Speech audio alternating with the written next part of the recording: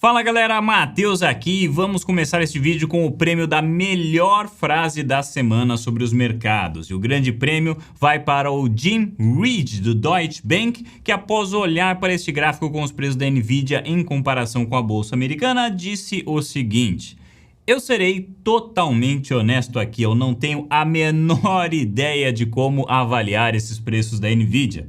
Parabéns pela honestidade, Jim, afinal, quem é que sabe explicar este mercado, não é verdade? As 8 gigantes americanas agora estão com uma valuation aí na casa de 30 vezes o lucro, mesmo depois de 500 pontos de aumento nos juros. E eu me lembro, muito bem quando isso daí começou lá atrás, quando o Fed começou a aumentar os juros. E ainda, com saltinhos naquela época, saltinhos de 25 pontos apenas, e os jornalistas ali estavam sabatinando o Jay Powell, por uma resposta sobre até onde ele iria aumentar os juros. E o Powell dizendo, olha, é muito difícil de saber, porque a economia está muito sensível neste momento, qualquer errinho de cálculo pode derrubar os mercados. E quem diria, 18 meses depois, estamos aqui reconhecendo a resiliência da economia americana, que de fato está apresentando uma resiliência impressionante. Os dados do PIB do primeiro trimestre superaram positivamente o mercado, que esperava aí 1,3%, mas veio uma alta de 2%. O crescimento é muito impressionante. Um valor realmente bastante alto se nós nos lembrarmos que isso é apenas o primeiro trimestre do ano. Ainda existem mais 3 aí pela frente até fechar 2023.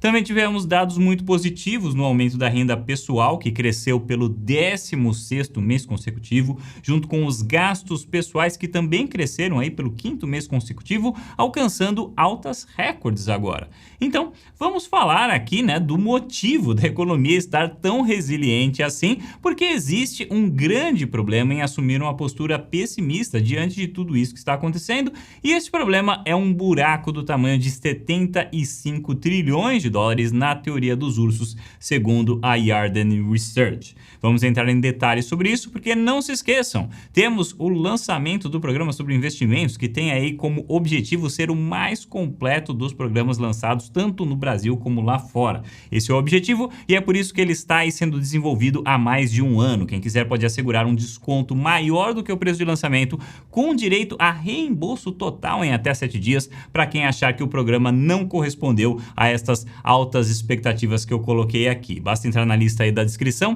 antes que o lançamento ocorra, e isso será ao final deste mês. Mas enfim, chega de enrolar aqui, pessoal, vamos ao conteúdo deste vídeo, porque a narrativa pessimista tem sido a mais provável historicamente aí falando. Nós nunca vimos um pouso suave realmente se materializar diante de tantos apertos de juros assim, e se isso vier de fato a acontecer, como está acontecendo pelo menos até agora, mas se vier a acontecer realmente, com o tempo, será um feito muito incrível e muito raro. Claro que a história ainda não acabou, e a principal narrativa dos ursos hoje é de que toda essa resiliência apenas aumenta as chances de apertos adicionais, que finalmente levariam a economia a uma recessão ao final deste ano, ou então no começo do ano que vem. É a famosa interpretação que tanto orientou o mercado até o fundo de julho passado, onde boas notícias seriam, na realidade, interpretadas como más notícias. Mas o mercado se cansou um pouco desta noção. Hoje os players estão aí olhando as coisas desta forma,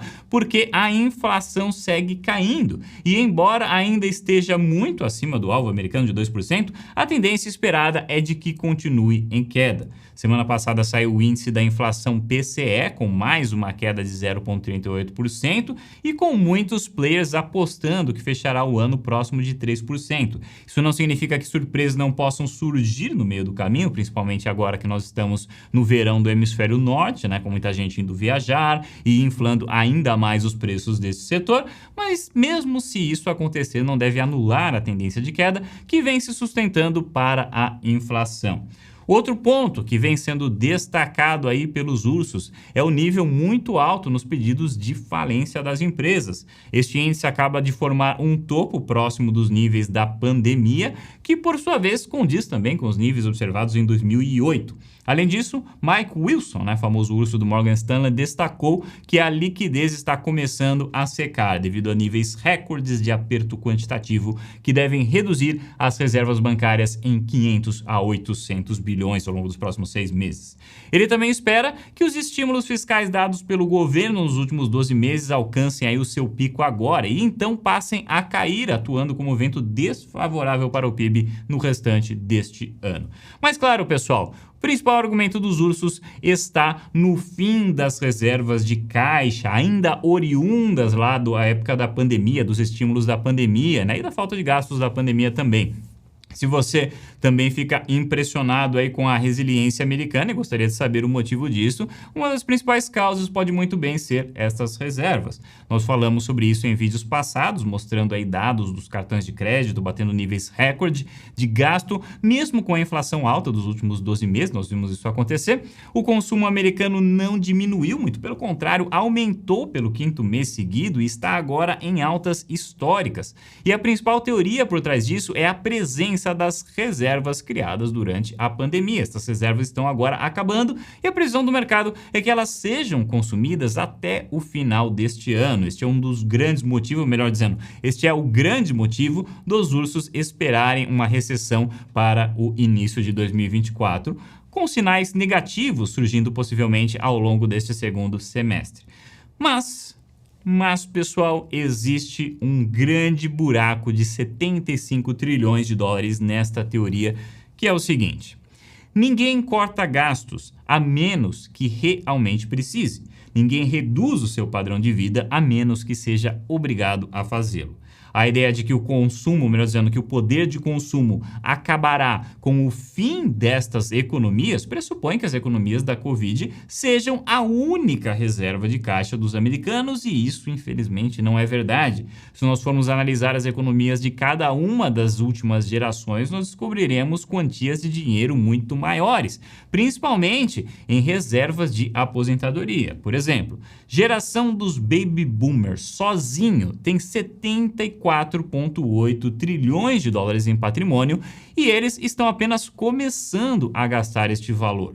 Os seus herdeiros, sem dúvida alguma, esperam herdar pelo menos alguma parte dessa riqueza e, portanto, se sentem capazes de se dar ao luxo de economizar menos. O patrimônio das gerações mais recentes é muito menor e nem por isso deixa de ser relevante, né? Nós temos 40 trilhões para a geração X, mais 8 para os milênios. Somando tudo isso com os 18 da geração silenciosa, dá um total de 140 trilhões de patrimônio para as famílias americanas. E diante disso, para convencer essas pessoas de que elas precisariam gastar menos, provavelmente seria necessário mais do que apenas consumir as reservas da pandemia. Agora, claro, isso não significa que uma recessão não possa ocorrer, porque esse dinheiro todo é o patrimônio das famílias, o que significa que é composto não apenas de dinheiro, mas também ações, imóveis, ativos aí que estão sujeitos a fortes oscilações. Se todo mundo decidisse vender os seus ativos hoje para seguir financiando um estilo de vida mais extravagante, os preços desabariam e de repente todo mundo se veria pobre e essas reservas acabariam, obviamente. Então eu não estou dizendo de forma alguma que essas reservas são uma garantia contra uma recessão. A situação sempre pode mudar e pode mudar rapidamente. Mas a ideia de que uma recessão forte viria apenas porque acabaram as reservas da pandemia talvez seja um tanto incompleta.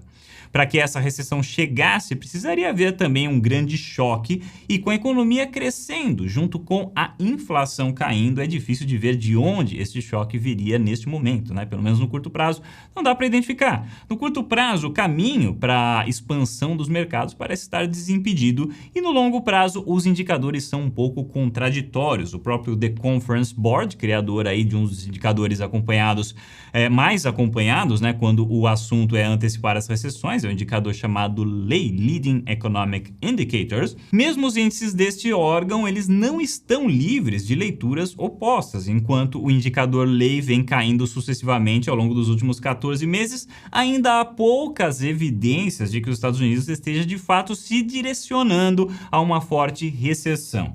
E o conjunto de indicadores coincidentes do The Conference Board subiu em sua última leitura. O The Conference Board ele segue sustentando a visão de que haverá uma recessão recessão entre agora e o primeiro trimestre de 2024, mas outra opção que talvez possa explicar melhor tudo o que vem acontecendo é a presença de recessão por setores. O mercado imobiliário, por exemplo, com exceção apenas das residências multifamiliares, certamente está vivendo aí uma recessão nos últimos 8 trimestres, com os preços caindo e o número de licenças para novas construções mergulhando 25% desde o seu pico em abril de 2022. Então, não é que a economia está passando por esse estresse totalmente inabalada, mas os danos até agora têm sido muito localizados.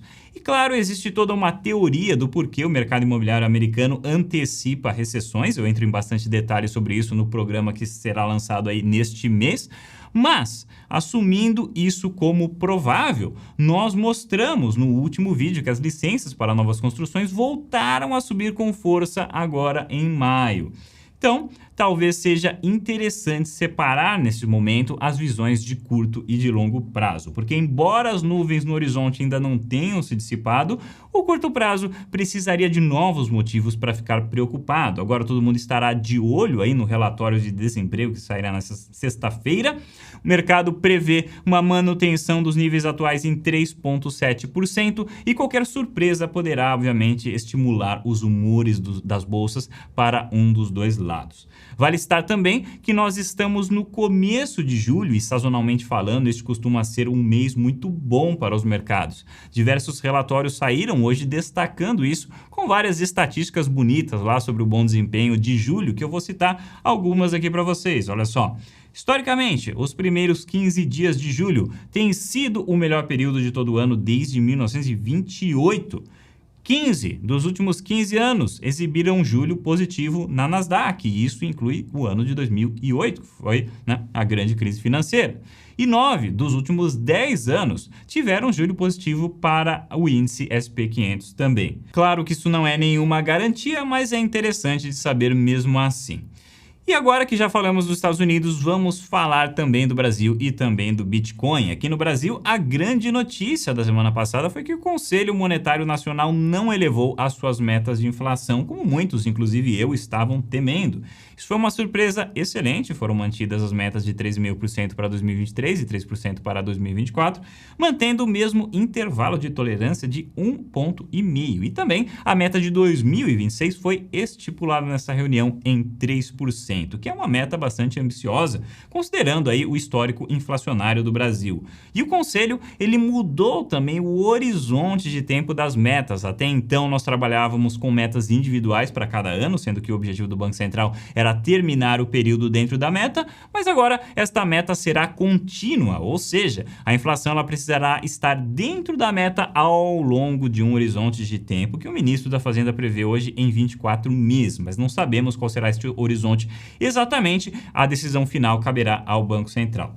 Em tese, ter uma meta projetada contínua para um horizonte mais amplo de tempo poderá eliminar a necessidade de ajustes bruscos pelo Banco Central.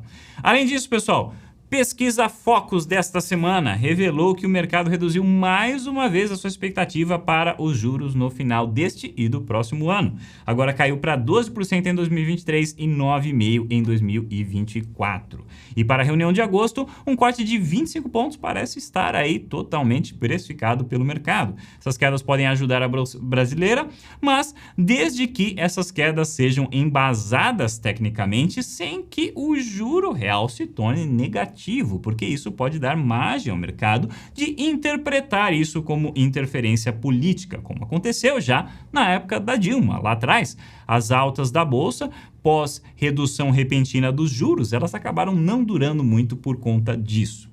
E no universo das criptomoedas, nós tivemos mais uma moeda estável perdendo a paridade durante a semana passada. Agora foi a vez da TUSD, moeda com 3 bilhões de valor de mercado, perder a paridade. Isso aconteceu na quarta-feira, após ter sido divulgado que a moeda compartilhava um auditor com a afinada FTX.